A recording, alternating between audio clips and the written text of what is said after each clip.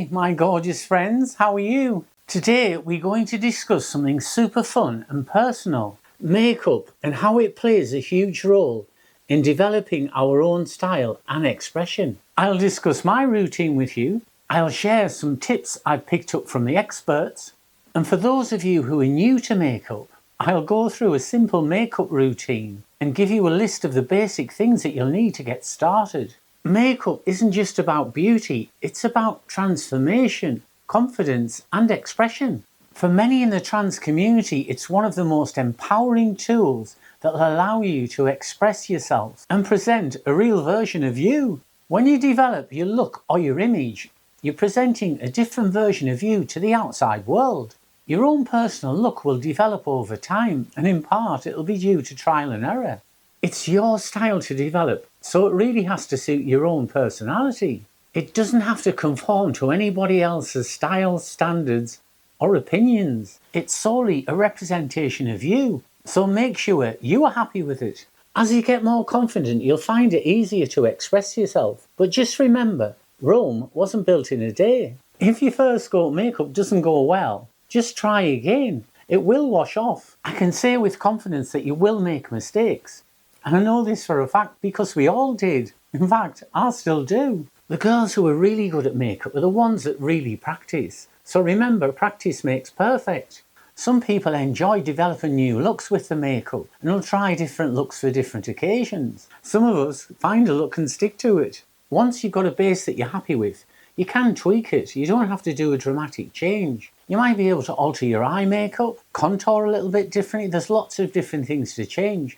But when you first start out, it's quite important that you just find a base that you can work from. If it doesn't go well, don't get disheartened.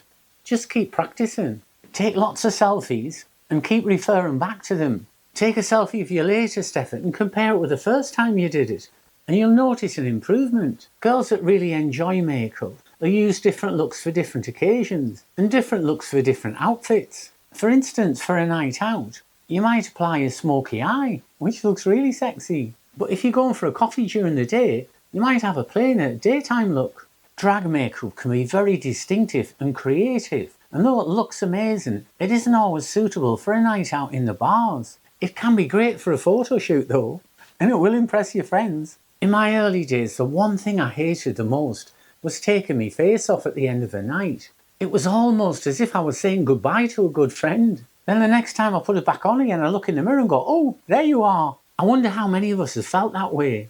You'll have to let me know in the comments. I remember staying up late because I didn't really want to go to bed and taking selfies. And then I could look at them the next day and remember the girl that I last saw in the mirror. Makeup is one of the main tools you've got to help develop your own feminine image and identity. It can also work as a shield and help with your confidence. And it will generally be an expression of your own personality. It can be different things to different people. Girls that full-time and have been on hormones generally don't need to wear as much makeup as I do. So just remember, it's different strokes for different folks. Over time, your makeup case or bag will expand. You'll start with the basics and end up collecting things as we all do. But we do need a basic kit, and basically it falls into two sections. You need a set of brushes and some sponges, and then you need the actual makeup. It can be a minefield as you're getting started, but don't worry, there's lots of tools on the internet to help you. When you choose brushes, it quite often comes down to budget. MAC do some amazing brushes, but they're at an amazing price as well. But most drugstores will have something suitable. December's a great time to be buying brushes because there's loads of kits in the shops. I've had a couple of those. I've had a couple given to me as presents. The basic brushes that you need will be one, a foundation brush, and you use this to put your foundation on, obviously.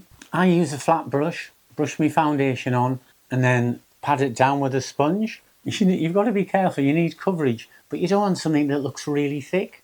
You also need a blusher, a blender, eye brushes. As I've mentioned, you need some sponges. Generally speaking, if it's a wider brush, you'll be using it to put your foundation on, or blusher. If you do an eye makeup, there'll be smaller brushes. So you will have a selection.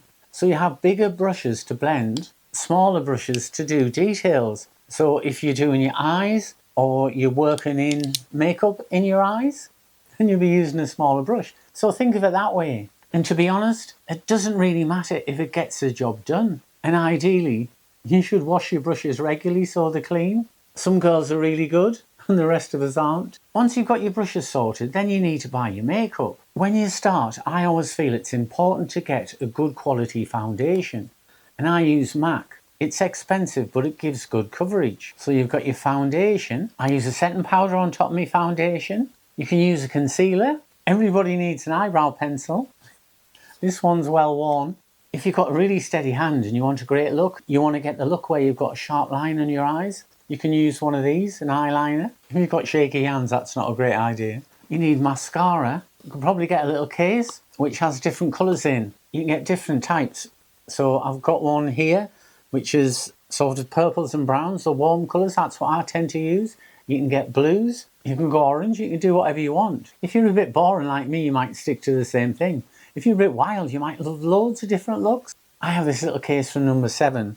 The eye makeup's pretty much gone, but the blush is still there, so I'm using that at the minute. You can get separate little containers of blusher on their own. You can get them as part of a kit. I've got a MAC highlighter, so you put that across the top of your cheekbones, highlight your cheekbones. You also need some form of lipstick. I use this. It's MAC Factor Lipfinity. It comes as a lipstick, and you get a moisturising balm as well. So you put the lipstick on, and then put that on top of it. And it's supposed to last for 24 hours. I'm not sure about 24 hours, but it does last. And this is the one that I use for that reason. I sometimes use this Max Factor one and put that on with a little brush. So you basically give it a squeeze, take some on your brush, put it on.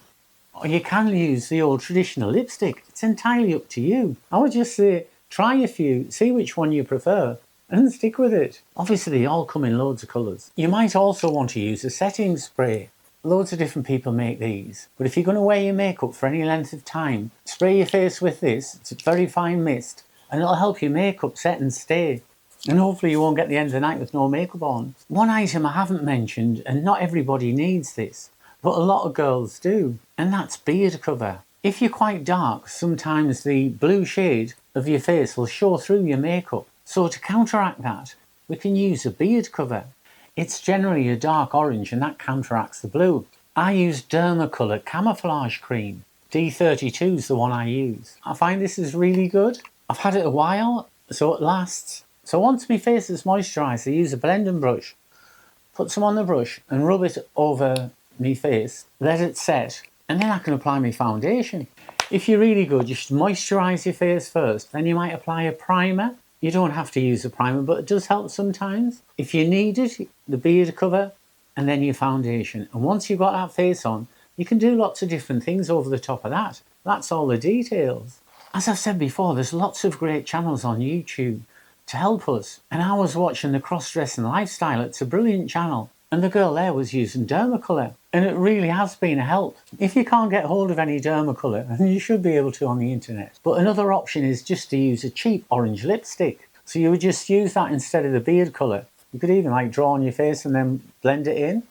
And then put your foundation on top of that. And that should work as well. But don't forget, you need to wash and cleanse your skin and make sure that it's silky smooth.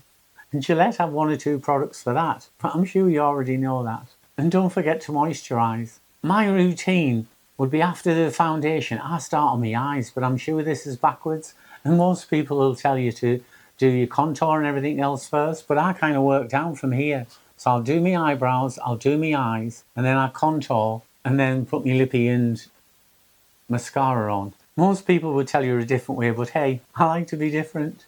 There's loads of different channels. They'll tell you loads of different things. But it's just how it works for you. And really, it's the end product that matters, not necessarily on how you get there. I always think the important bit when you're starting is to get up to your foundation, that base, and then once you've got that done, you can do loads of different looks from there. So concentrate on that to start with. As I've mentioned in previous episodes, I watched this basic routine when I first started, and I would recommend you all to find something like that and start with that. The longer you do your makeup, you'll start to refine it and you'll start to do different things yourself. Sometimes your makeup will develop if you change hair colour, because what might work if you're a blonde won't necessarily work if you're a brunette. There's also on YouTube a couple of channels that actually cover transgender makeup. So have a look at Brandy Nitty and Casey Blake. Both girls are transgendered, so they really are talking from experience. But to be honest, for things like eye makeup and even contour, you can watch any type of tutorial because it all works. It's really only bead cover that's specific to us. I'm not a makeup artist, so I'm not telling you how to do your makeup. I'm just telling you how I started. What I am saying is there's loads of information that you can look at. So soak everything up and find the look that you really want. I'm not great, and in fact it's one of my aims to practice more and develop my own look and my makeup. Remember, don't get disillusioned if it doesn't go to plan straight away. It'll take a while to get the hang of it, and you're just going to have to practice. But if you really want it, you will. And as we always say, practice makes perfect. The moment your face is on, it's more than a look. It's a feeling. It's you. It's your personality. And it's what we live for. Whether you're experimenting with makeup as part of your cross-dressing journey or exploring your gender identity more deeply, just remember, you're not alone, and we've all been there.